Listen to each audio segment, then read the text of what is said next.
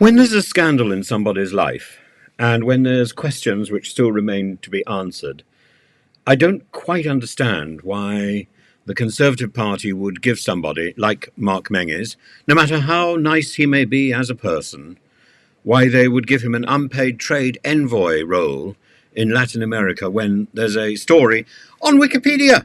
It's as plain as a nose on your face that it's there. It may be true, it may be untrue, it doesn't matter, but the rumours are flying that he had some sort of problem with a Brazilian rent boy. Why?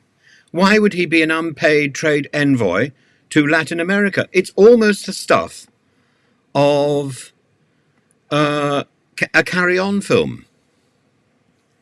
And at the same time today, we now learn that Rishi Sunak has got the lowest ratings of any Prime Minister in office since these ratings began. I mean, that's not a very long period of time, but nevertheless, in terms of popularity, simply trying to come across as Mr. Nice doesn't really work.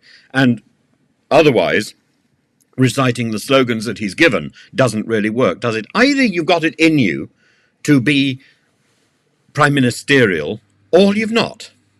Either you've got it in you to be upright and responsible, or you've not. There's a bit of me which wants to say that the Mark Menzies problem is not something to do with Mark Menzies, it's to do with his selection by the Conservative Party, by the high rankers in the, I was going to say plank, but like plonkers, the high-ranking plonkers in the Conservative Party General Office, in the central office. That's where the problem lies.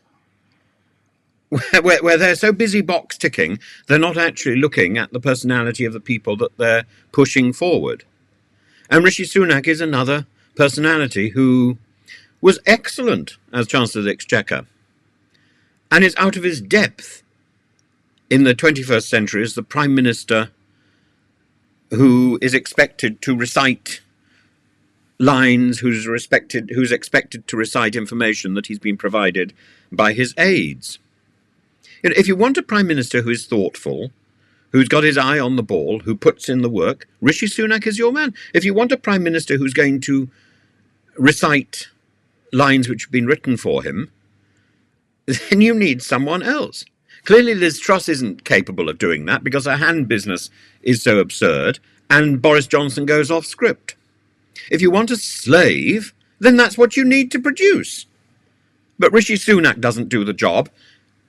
Theresa May was useless, and the only person who seems to have been capable of doing that job is David Cameron, who will give a sort of gung-ho, gutsy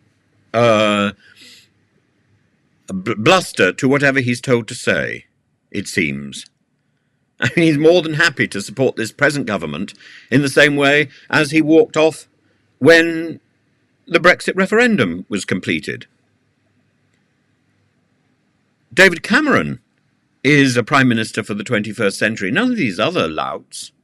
And David Cameron, what does David Cameron actually have to offer? He can speak on cue the words which he's been told to say, and he can do it with conviction. Now, you may say, is that the sort of Prime Minister we want? I certainly would question that. But David Cameron is good at it, and the rest of the shower have proven hopeless, utterly, utterly hopeless.